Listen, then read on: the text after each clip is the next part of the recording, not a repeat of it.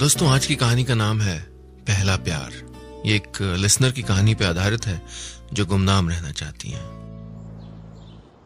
आज सोमवार है ना, आज ही के दिन पहली बार मैं उससे मिली थी। लोग कहते हैं कि पहला प्यार कभी नहीं भूलता। मैं जानती हूं कि ये सच है। कितने साल बीत गए पर मुझे अब भी याद है उस दिन मैंने क्या पहना था, उसने क्या पहना था, कैसे मेरी मोपेड में पेट्रोल नहीं था और मैं उसे धकेल के पेट्रोल पंप तक ले जा रही थी। हम कहां, किस दुकान के सामने खड़े थे और कैसे मैं एक चौकन्ने जासूस की तरह उससे बात करते हुए कनखियों से यह भी देख रही थी कि कौन हमें खिड़कियों से, छज्जों से देख रहा है। गॉसिप किस घर से शुरू होगी। तब आजकल की तरह थोड़ा ही था।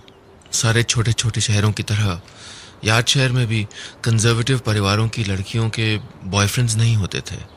घरों में पापा और भाई, स्कूल में टीचर, बस यही हमारी जिंदगी के मुख्य मेल किरदार हुआ करते थे।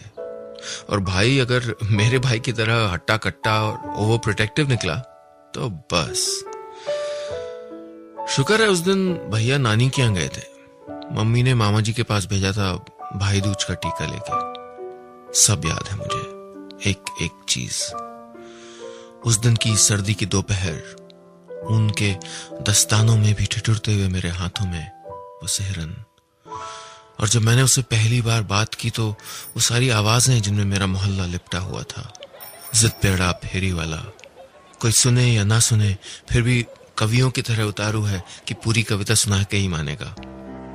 दूध वाला दूध के खाली कैन लेके चर चर करती अपनी साइकिल में पास से गुजरता हुआ। कहीं दूर खिड़की से किसी घर में एक नाराज माँ की आवाज, पप्पू तुमने अभी तक नहीं नहाया, गंदे कहीं के। स्कूल से लौटते बच्चों की खुसुर फुसुर और फिर अपने ही राज पे किसी चुटकुले पे जोर से हंसी। और इन सब के बीच, इन सारी आवाजों के कोलाहल में वो एक आवाज जो मेरी जिंदगी का रुख बदलने वाली थी। मैं आपका दोस्त बनना चाहता हूं। यूनिवर्सिटी में आशिक मिजाज लड़के थे, पर शायद मेरे भाई का खौफ और मेरा पढ़ाकू स्वभाव, किसी कमबख्त की हिम्मत ही नहीं हुई कभी कि कुछ ऐसा वैसा कहे।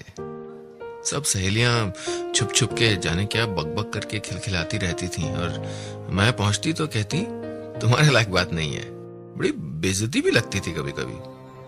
मैं अपनी सादी लेकिन खुश दुनिया में मस्त जी रही थी कि एक दिन अचानक साइकिल पे आते एक लड़के ने मेरा रास्ता रोक के कहा, हाय, मेरा नाम शिव है, इसी कॉलोनी में रहता हूं। अभी अभी हम लोग बाहर से यहां मूव किए हैं। आपके शहर में अकेला हूं, मेरा कोई दोस्त नहीं है।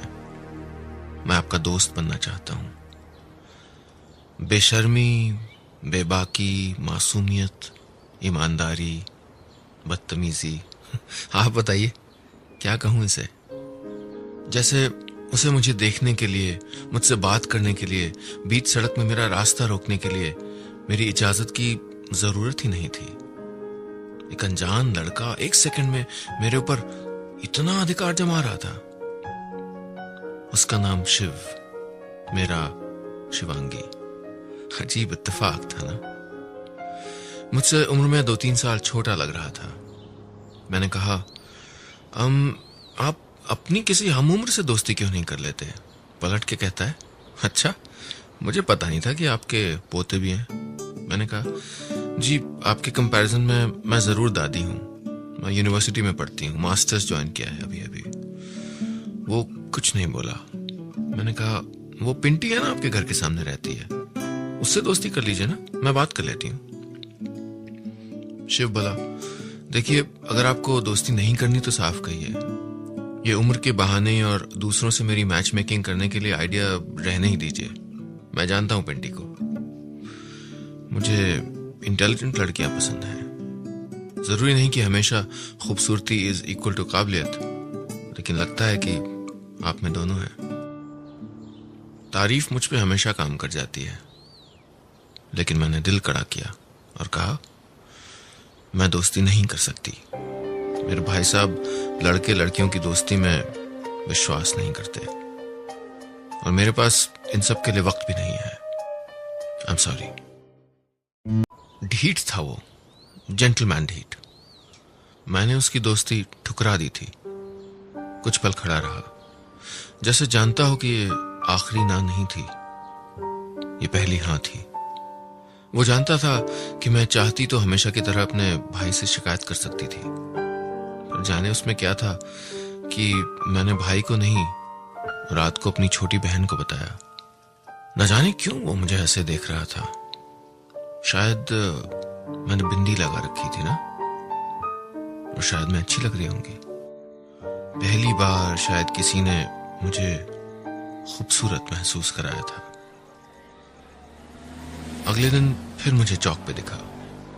हाथों में कॉपी किताबें थी। मैं भी कुछ बहाना करके सामने की दुकान से सब्जी खरीदने लगी। पलटी तो आंखों के कोने से उसे फिर देखा। उसमें कुछ था, शरारत और सादगी। और उसका नाम शिव, मेरा नाम शिवांगी। अजीब इत्तेफाक था ना। कमबख्त अगले दिन पेट्रोल पंप के सामने ही मिल गया। बोला, हेलो शिवांगी।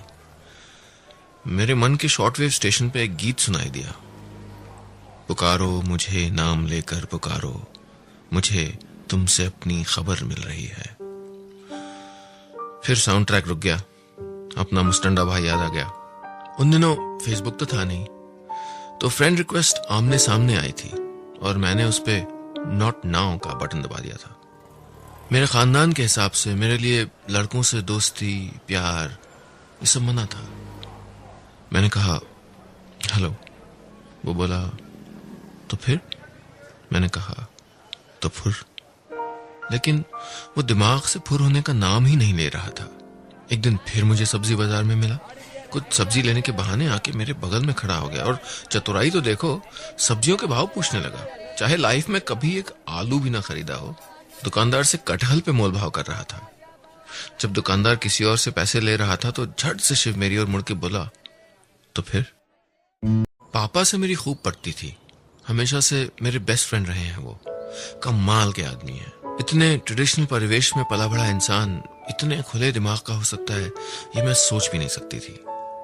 लेकिन शायद वो जानते थे कि जिस दिन माँ बाप अपने बच्चों पे भरोसा करना शुरू कर देते हैं, उस दिन वो उनके सबसे अच्छे दोस्त बन जाते हैं। पापा इसीलिए बचपन से मेरे सबसे अच्छे दोस्त थे। मतलब ना होते हुए भी यूनिवर्सिटी में अपने प्यार की एप्लीकेशन लिए आगे पीछे घूमने वाले लड़कों के किस्से पापा को सुनाया करती थी। मजे की बात थी कि मैंने उन्हें अभी तक शिव के बारे में नहीं बताया था। ऐसा नहीं था कि मैं उनसे ये छुपाना चाहती थी, लेकिन मैं समझ नहीं पा रही थी कि मैं उन्हें बताऊं तो कैसे बताऊं और क्या बताऊं। कि कोई मिला, उसने प्रपोज किया, मैंने रिजेक्ट किया, फाइल क्लोज।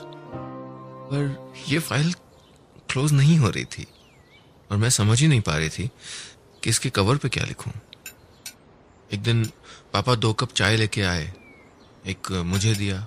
मैंने कहा, थैंक यू पापा। और फिर शरारती अंदाज में कहते हैं, बेटा दोस्तों से राज छुपाया नहीं करते। ये शिव भाई साहब वाला क्या मामला है? मेरी चुगलखोर बहन ना बहुत पिटेगी मुझसे। मैंने पापा को पूरी कहानी बताई। कैसे सड़क पे मुझे एक दिन एक लड़का मिला, वो जो सबसे अलग था, और मुझसे बोला था, आपसे दोस्ती करना चाहता हूं। पापा हंस दिए। बोले, तुमने उसे झूठ क्यों बोला? तुम्हें पता था कि मैं कोई एतराज नहीं करूंगा। फिर मैं पापा को बता ही नहीं पाई कि मन में कहीं मैं जानती थी कि दोस्ती तो वो चाहता था। मुझे तो उससे पहली नजर में प्यार हो गया था। मैं सड़क के बीचों बीच खड़े उस छोटे से खूबसूरत लम्हे में ये जान गई थी कि उसे सिर्फ दोस्ती चाहिए थी और मुझे प्यार। फिर हमारे बीच उम्र का फासला भी था। क्यों लाइफ इतनी कॉम्प्लिकेट करनी है? इसलिए निप इन द बड। अच्छा माली ऐसे खतरनाक पौधे को जड़ से ही काट देता है, और मुझे गाड़ने का बहुत शौक है। मैंने हंस के पापा को टाल दिया। बोले, चलो अच्छा ही है कि दोस्ती का सिलसिला शुरू नहीं हुआ। आज मकान मालिक आए थे। बोले कि उनकी बेटी अमेरिका से पढ़ के वापस आ गई है, उन्हें बड़ा घर चाहिए, तो हमें ये मकान खाली करना है, कहीं और जाना होगा। अब कितनी बेवकूफ हूं मैं।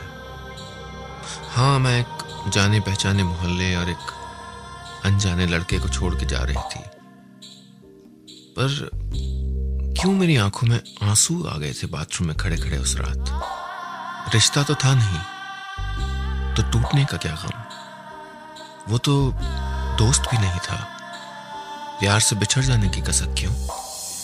प्यार कहाँ, तुम तो दोस्ती भी नहीं चाहती थी ना शिवांगी। और वो निकम्मा प्यार नहीं सिर्फ दोस्ती चाहता था यार। तो अचानक डायरी लिखना क्यों शुरू कर दिया, अचानक सैड सॉन्ग क्यों सुनने लगी। जब सबके कहने पे फिर से पिंटी की शादी के संगीत में डांस करने के लिए खड़ी हुई तो बस उसी का ख्याल क्यों आया। पापा ने जल्दी ही किराए का नया घर ढूंढ लिया। बड़ा सा बरामदा था वहां, उसके आगे ठीक ठाक साइज का लॉन। मुझे पहली बार अपना अलग से कमरा भी मिलने वाला था। खुली खुली कॉलोनी में था, हर मायने में अपने मोहल्ले से अच्छा। तो मैं खुश क्यों नहीं थी। 2-4 बार मिला एक लड़का अचानक इतना इंपॉर्टेंट हो गया था मेरे लिए। मैं समझदारी का पुलिंदा, ये क्या बेवकूफी कर रही थी मैं। मुझे पीएचडी करना था भाई, नौकरी ढूंढनी थी, कहीं लेक्चरर बनना था। ये क्या टीनेज वाले बकवास शौक में उलझती जा रही थी मैं। और वैसे भी क्या गारंटी है कि वो ठीक ठाक लड़का था जिसे छोड़ने का मुझे गम हो रहा था। हम लड़कियां ना, घर छोड़ते दिन मैं ऐसे रोई जैसे बहू बन के अपनी दहलीज छोड़ रही हूं। पापा की भी आंखें नम थीं, पर आंख में कंकड़ है ये कह के छुपा गए। हम दोनों के आंसुओं के कारण थोड़ा अलग थे। उनके लिए ये घर हमारे परिवार का हिस्सा था। 25 साल पहले उन्होंने अपनी छोटी सी नौकरी में एक बड़ा सा सपना देखा और ये बड़ा सा घर ले लिया था। वो घर जहां हम सब का जन्म हुआ था। पापा ने उन दिनों अपनी हैसियत से कुछ पांव ज्यादा फैला के घर लिया था। चाहते थे कि मेरी मां को तकलीफ ना हो, नए घर में बरामदा हो, सुबह की धूप में कम से कम 1 कप चाय बरामदे में तो साथ साथ पी सकें।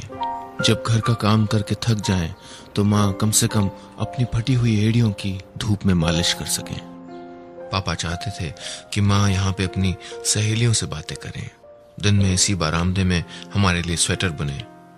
यही छोटी छोटी बातें तो प्यार होती है ना। लड़कियां अक्सर उसे सबसे ज्यादा पसंद करती हैं जिसमें उनके पिता की छवि हो। शायद सड़क पे मुझे रोक के जिस लड़के ने बात की थी वो वही लड़का था, लेकिन अब देर हो चुकी थी। मैं दूर जा रही थी और वो कहीं गुम हो गया था। फिर वो कभी दिखा नहीं।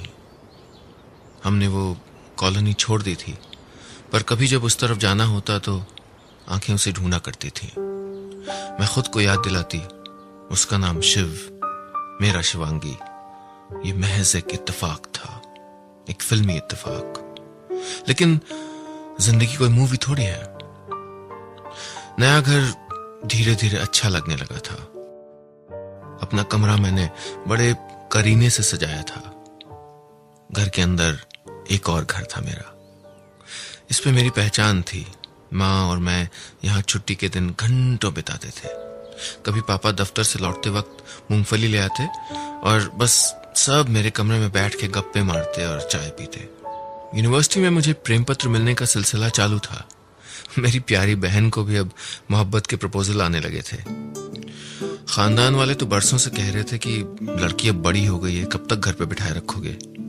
लेकिन और पापाओं की तरह कभी मेरे पापा ने मुझसे शादी के लिए लड़के देखने के लिए जिद नहीं की। चाहते थे कि मैं अपने सपनों को जी लूं, जब मन करे तब शादी करूं। लेकिन वो भी असली दुनिया में ही रहते थे। तो एक दिन जब हम सब रजाई में बैठे थे, लूडो खेल रहे थे, तो पापा मम्मी ने एक दूसरे को देखा। शायद रिहर्सल करके आए थे। पापा ने कहा, बेटा तुम्हारी माँ तुमसे कुछ कहना चाहती है। मम्मी ने गला साफ किया, कुछ कहती इससे पहले मैंने कहा, पापा मम्मा मुझे जबरदस्ती मत करना। मुझे पता है करोगे भी नहीं। जिस लड़के की बात तुम करने वाले हो उससे जरूर मिल लूंगी, पर मुझे शादी के सुपरमार्केट में खड़ा मत कर देना। पापा मम्मी बड़े खुश, मान गई। पापा ने प्यार से मेरा माथा चूम लिया। 2 सेकंड बाद बत्ती चली गई। दरवाजे पे घंटी बजी। मैं आलस में झुंझलाते हुए गर्म रजाई से उठी, बालकनी पे गई और नीचे देखा। अपनी साइकिल खड़ी करके दरवाजे की ओर उम्मीद से देखते हुए शिव खड़ा था। बस इतनी सी थी आज की कहानी। लेकिन यार्ड शहर के शिव और शिवांगी की कहानी यहीं पे खत्म तो नहीं हो सकती ना। आप खुद आगे बढ़ाइए इन दोनों कहानियों को। बताइए मुझे क्या होगा इनकी जिंदगी में।